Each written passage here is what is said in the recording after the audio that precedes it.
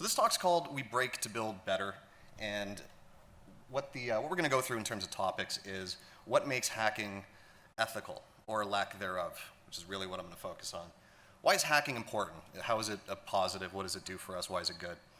I'm going to do a brief kind of run through of service types. It almost seems kind of unrelated. It's probably something we'll talk about on the panel. But just there's a couple key points I want to make that tie in with the rest of the talk. And then really what I want to talk about is I want to tell all of you a story called The Death of a Town, which is my personal favorite engagement we're on, where we almost killed a town. Like a whole municipality almost kind of went out of business. And then finally, what I just call support your local farmers, which is actually what you're all doing, is supporting local events and encouraging talent development and all that kind of stuff. Okay, so a little bit about me. My name is, actually, I don't even know if I need this slide. Brian did a great job. My name is Lee Kagan. I'm the Senior Principal Offensive R&D Analyst at Symantec. I'm also the co-founder of Red Black Security here in Toronto, which is an offensive security testing shop. I'm the Chief Game Engineer for the C3X, which is the Canadian Collegiate Cyber Exercise, where we put students in information security programs up against our red team and a bunch of my other insane friends. I'm very active on Twitter. I kind of don't do the LinkedIn thing, really. I'm on there, but I'll never see your messages. So if you want to kind of chit-chat, do it on Twitter, which is where I'm very active. And I have a blog I've neglected for so long. I should get back to it, but that is invokethreat.actor. Okay, on to the fun stuff.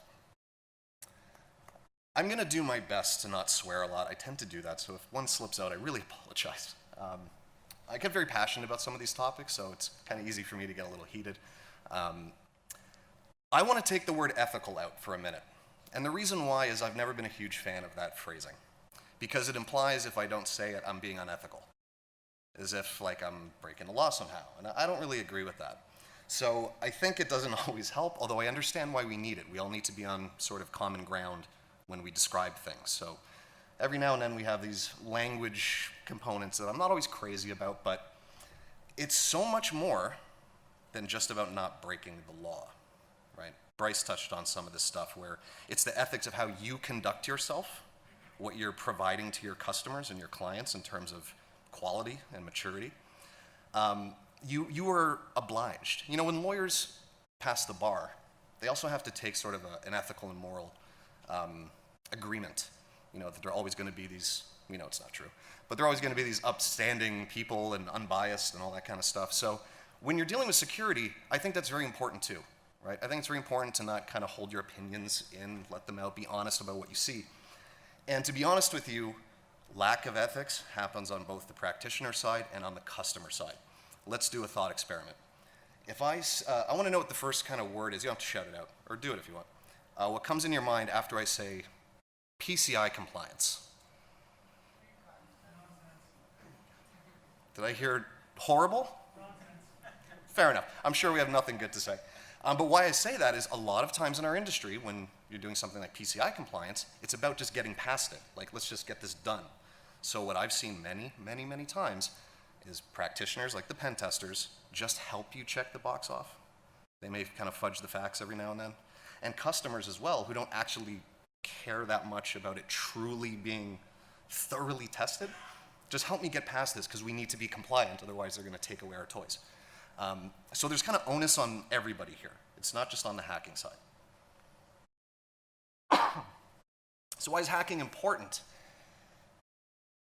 This could be a whole talk on itself, and one thing I say a lot, it's about the necessity of discovery.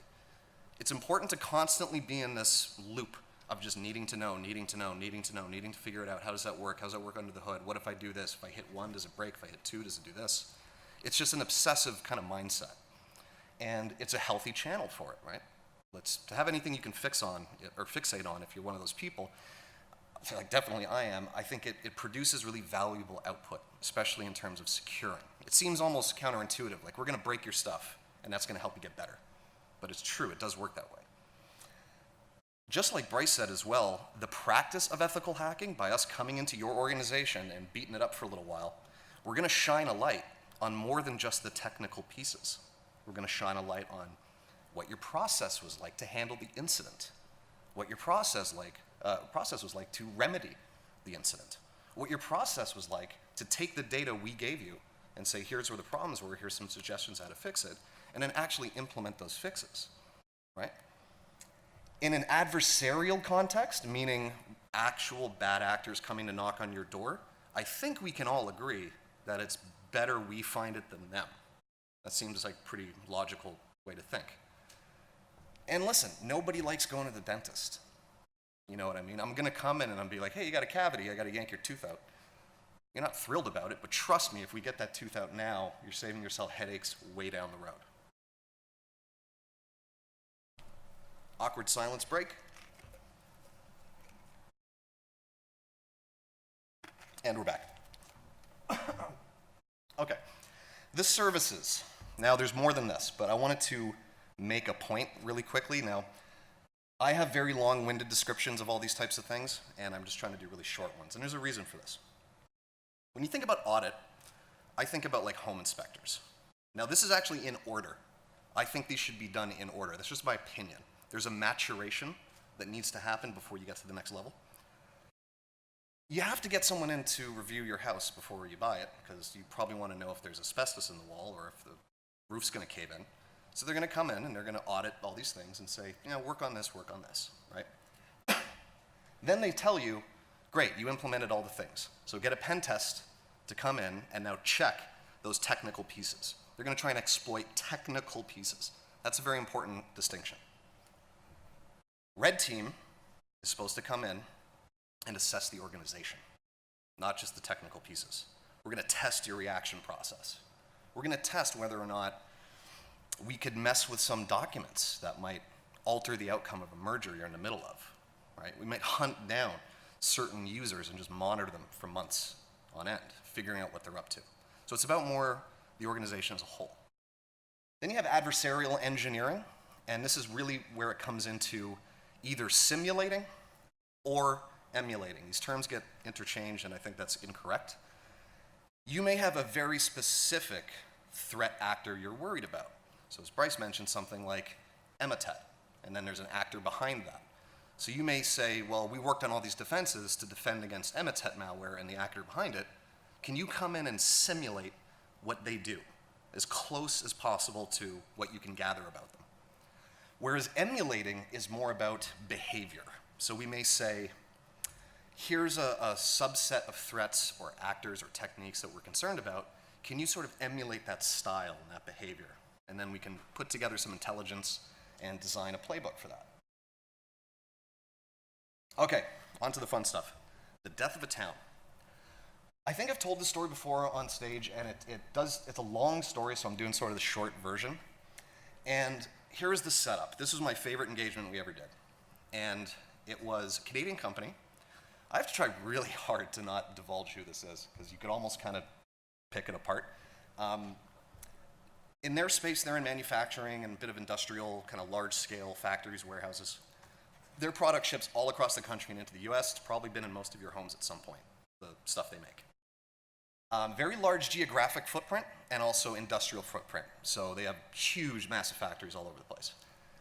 And the interesting part is because of where they're geographically located, in very, very small towns with lots of land.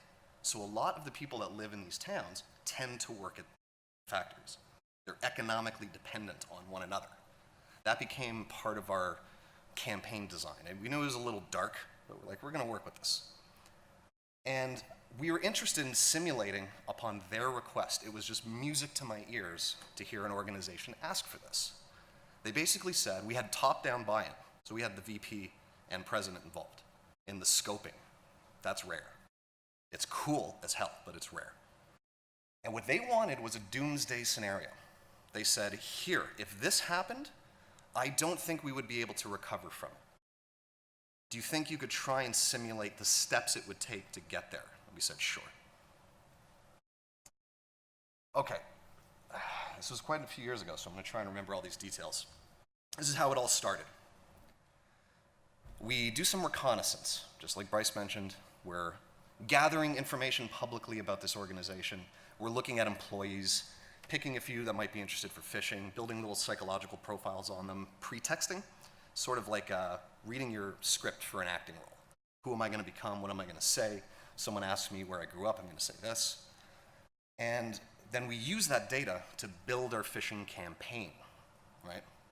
So sometimes it's not just about send a phish, hope for success. Sometimes we'll send a phish, try to build a rapport with someone. Maybe we'll send a phish hoping it gets caught so we can test their email defenses, kind of poking at things. And once we did that, somebody did click it, we got in. So we have our initial access. We are now inside a single machine, inside the network. It's time to go to work.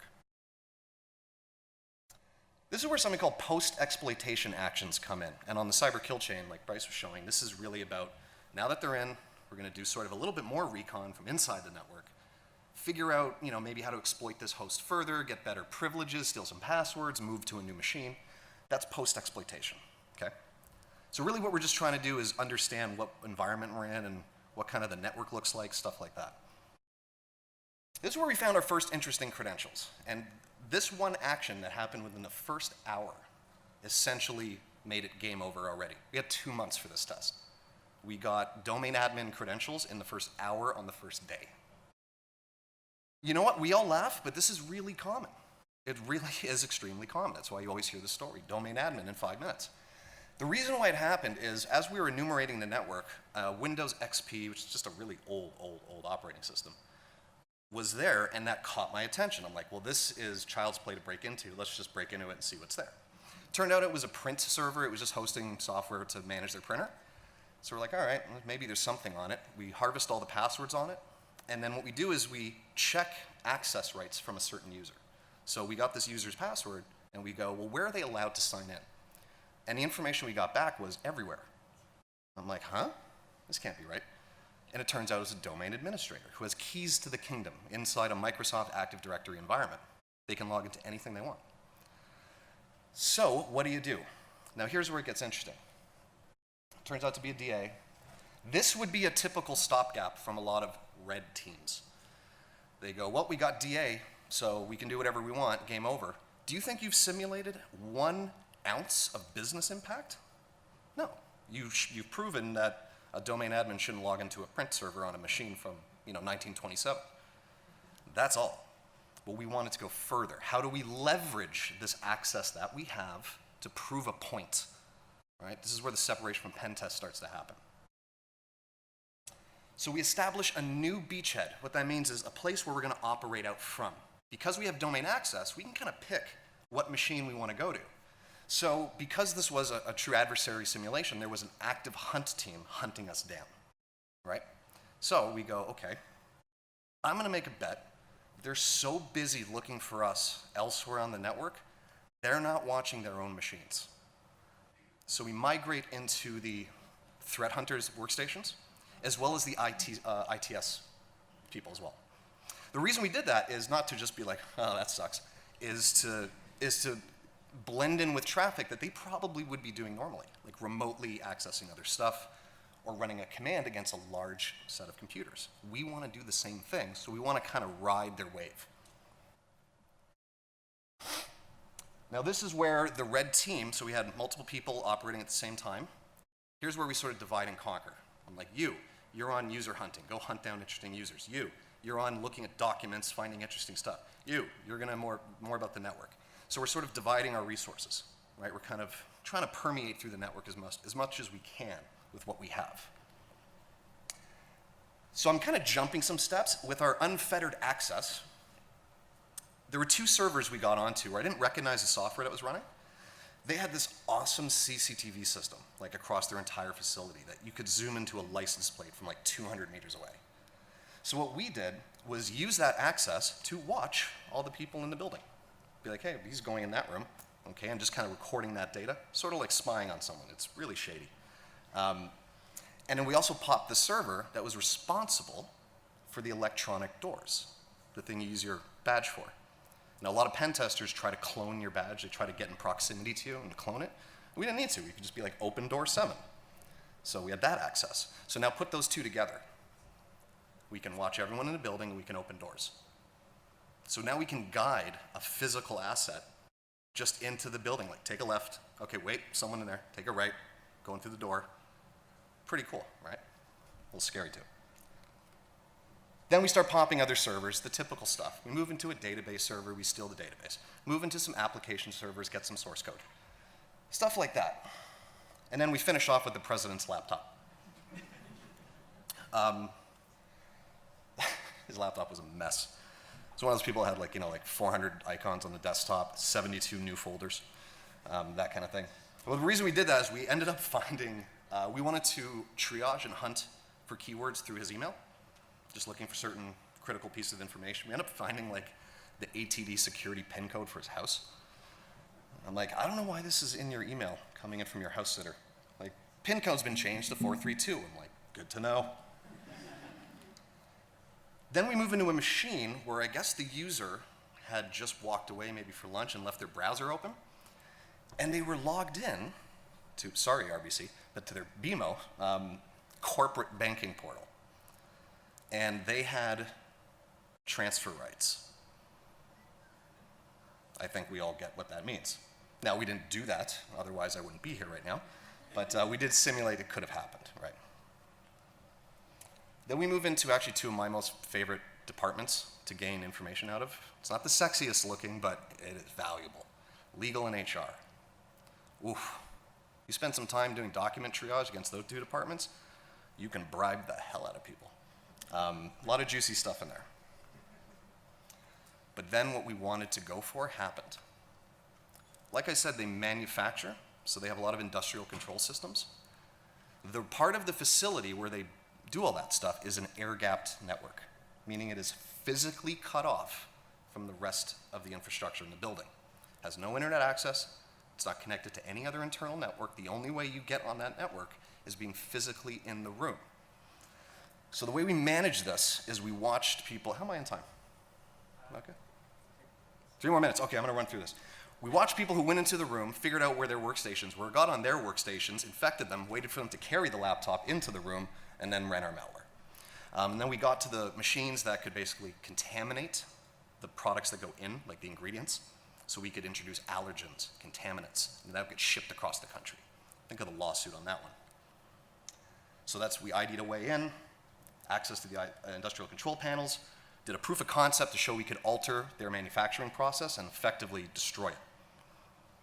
Exfiltrated their trade secrets, that's game over, right? So the death of a town, according to the client, this would not have been recoverable. And they had some recent events with the community that we exploited for this, because the community actually needed them to step in with some facilities to keep them funded. We would have destroyed that. Lawsuits would have followed, the business went under, the town goes under. Economically, the town cannot survive. So that being said, I'm sorry, I know I'm rushing. Support people fostering the idea of training and teaching ethical hacking. I know it sounds really evil what we did, but probably better we did it than someone else. You know what I mean? And they did an excellent job at fixing. So please support stuff, things like this, meetups, local events, conferences. Encouraging offensive and defensive training at the academic level is huge. Students, high school, collegiate, all that kind of stuff. Please, please, please support that. And also do support local farmers, because that's just a nice thing to do. Right? Thank you all so very much. There's some info for me. Appreciate it.